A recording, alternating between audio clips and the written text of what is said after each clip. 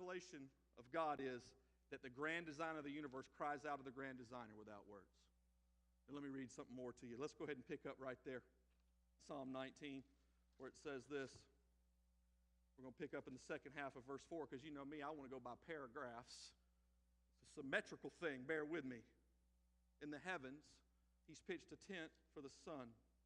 It's like a groom coming from the bridal chamber. It rejoices like an athlete running its course. It rises from one end of the heavens and circles to the other end.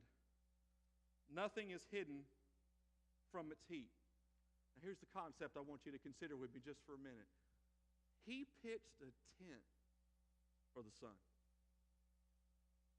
Now y'all will give me the same face Shelley gave me when I put it out there as I studied this. I put it out on my social networks. If you know me, you know I'm prone to put things that God says to me when he reveals himself to me. I put them out there just in case maybe somebody out there could be touched by it and it would lead to a conversation. He pitched a tent for the sun, and I can tell by your faces and by your body language, it doesn't mean the same things to you that it means to me. So what that tells me is my job is to communicate why I feel the way I do when I read that verse. All right, so here's the question. What is the greatest palpable, middle school girls? Palpable means that it's, just kidding. Palpable means that it's physically provable. It's a fact. It's not something that you have to accept by faith. If you were blind to, you could put your hands on it. Make sense? Palpable means it's real, but it's provable real. What's the most powerful, palpable thing that we have direct access to as humanity here on this big blue marble in space that's called Earth? What is it? I think it's the sun. Right? How many of your cell phones have been all jacked up of late? Let me tell you why. There's been a storm on the sun. It's been tearing up wireless signals all over the globe. Now, if you ask me, how many of you would agree? All right, sir, I never thought about it, but you're right, daggone, the sun's the most powerful thing that we can physically interact with as humans. How many of you say, yeah, that's definitely true? You tracking with me? Okay, look at me. God put that joker in a tent. Tent, right? Got it? Thing you don't want to sleep in? Ask Mike Bell. It'll come to you, Mike. My God pitched a tent for the sun. He put the sun in a tent. The biblical word for tent is tabernacle. That's what my God did. Do you not know? Have you not heard? Has it not been declared to you from the beginning? God is enthroned above the circle of the earth. He stretches out the heavens like thin cloth and spreads them out like a tent to live in. Isaiah chapter 40, verses 21 and verses 22. My God pitched a tent for the sun. I think some of you are beginning to see it the way I see it.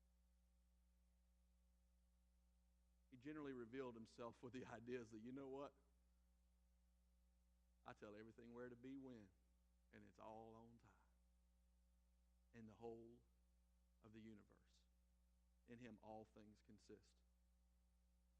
Actually, this sun's it leaves its tent like a groom leaving the bridal chamber. It's like an athlete that's running the race. Practices are over. He's playing the game. I wish the teams on my brackets would have just, hey, good Lord. I do know basketball. Don't let my college basketball bracket fool you. I could have flipped a coin and done better. Somebody forgot to tell them boys it was game time. Dipsticks. But anyway, I'm sorry. I'm not competitive. I just like to win. I'm winning. Yeah, those boys forgot it was game time. The sun leaves its tent. It's game time. This is a big tent. It's all-encompassing. The God of the universe who pitched a tent for the sun provides boundaries. All that we see, we can't see, that we know, that we understand, that we can't understand. You feel what I'm saying? He pitched a tent for the sun. Let's pick up in verse 7. instruction of the Lord is perfect,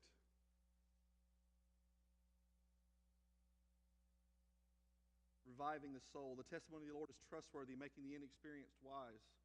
The precepts of the Lord are right, making the heart glad. The commandment of the Lord is radiant, making the eyes light up. The fear of the Lord is pure, enduring forever.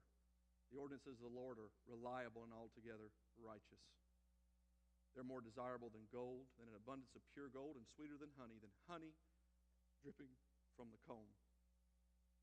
That's a weird transition, isn't it? The heavens declare the glory of God. The indescribable God of wonders revealed himself generally through the revelation of himself through creation, but he did it without words. He didn't say anything. So what he's saying is, look, you can look out in the universe and realize that there's a God, just like you could look on the table and realize that there's a baker that made the cookies, but unless I introduce you to the baker, you ain't never going to know who that is. You can say, yeah, I know there's a baker. All right, well, who is it? That's a good question. Right? Whoever he is, he pitched a tent for those cookies. Whoever he is, he pitched a tent for the sun. But how do I find him? Just based on the fact that the universe declares that he exists. So what David does in a weird way, as only he's prone to do, he goes from the palpable, the physical, and he turns the corner to the theological, to the spiritual.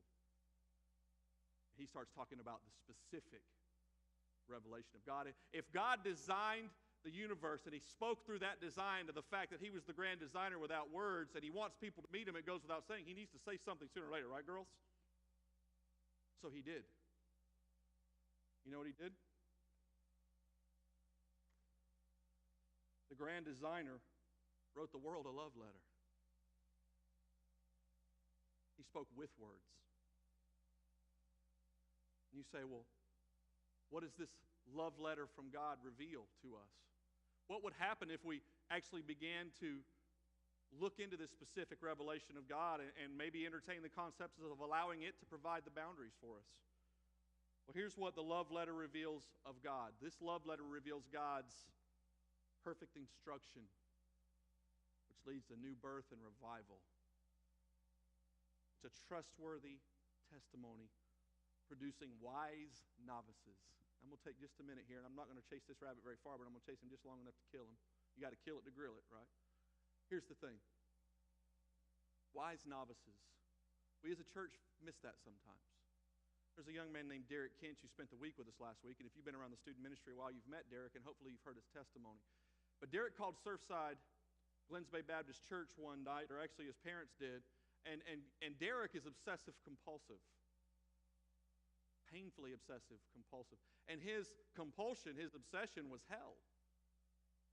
He'd grown up with an uncle that was a Southern Baptist preacher, and those hellfire and brimstone messages scared Derek so bad that he began to obsess compulsively about hell. Now, if you're an OCD person in here, you're tracking. It may not be hell for you, but you know. He was really, really struggling. Now, what doesn't make a whole lot of sense is he was so worried about dying and going to hell and his compulsion for hell, he decided, well, here's what I'll do. I'll take my own life. So he put a knife to his throat and was prepared to cut his jugular vein. Well, his parents flipped out and did what parents do. They just reached out and did what they could. They went through the phone book, and as God would have it, they called Glens Bay Baptist Church's church office, and they got my mentor, Dr. Bob Teams, who's now retired. And Dr. Bob Teams led Derek Kinch to Christ over the phone. Derek put down the knife and took up the love letter that day. Now, I want to tell you something about Derek. Not much to look at, great guy. No, I'm kidding. The thing with Derek, though, is I've never in my life seen anything like him. Because once Derek met Jesus, it was like Jesus decided to open a fire hydrant and pour himself into that kid. Now, Derek is now 27 years old. He's a seminary student. He'll be a pastor in the next couple of years. That's how long I've been doing this. And that's the place where you could have said amen if you had Jesus in your heart there. No, I'm just kidding. But here's the thing about Derek. God opened himself up to Derek like I've never seen him do with anybody else. And there's nothing more valuable, more precious to me than just the smallest revelation of God. You give me the smallest revelation of God, and dadgummit, I'll charge hell with a water pistol with or without you. And Derek got revelations from God like, to be candid, some of us would envy. Because if you ever drawn up next to God, ain't nothing else ever going to do. And God opened up his word to Derek. Derek was a wise novice. Now, many churches, we give him a year to jump through hoops and do this thing and that thing, and then we put him on a committee, and that committee would put him on something else, and then maybe eventually he'd get to do something with his life for Jesus. Maybe we should begin to allow, now I'm not telling you people don't need to be vetted. They do. But maybe it's time we allow the Holy Spirit to vet people and let Christian accountability vet people and let them be mentored and life coached by people that God is obviously pouring his life into and whose lives are bearing fruit. And let God get immediately to work. Because let me ask you a question. How long you got to be a Christian to talk about the Jesus that saved you? That long. All right, I'm off that soapbox. Forgive me.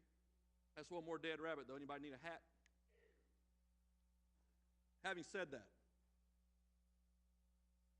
following this love letter makes wise novices. Right precepts which produce glad hearts. Radiant commandments, the eyes light up. Purity of fearing the Lord, which leads to eternal endurance. Reliable ordinances that are altogether righteous. Now, I so desperately wanted this to be something that you took home with you that I did what I normally don't do. I just stuck it in there for you, word for word. And I normally don't read to you, but I want you to look at your sheet, and I want you to read this along with me. Here's what, in total, the provisions that are promised to us in this love letter from God are. I'm going to read it in sentence form. Listen to this. A newborn and constantly revived life that God has given wisdom beyond our living years. I messed that up. Let me say it again. A newborn and constantly revived life that has godly wisdom beyond the living years. That sounds pretty good to me. What a glad heart that would produce, and how our eyes would light up. Can you imagine the endurance of a life like that? It would be altogether righteous. That's much better than the greatest riches or the sweetest honey.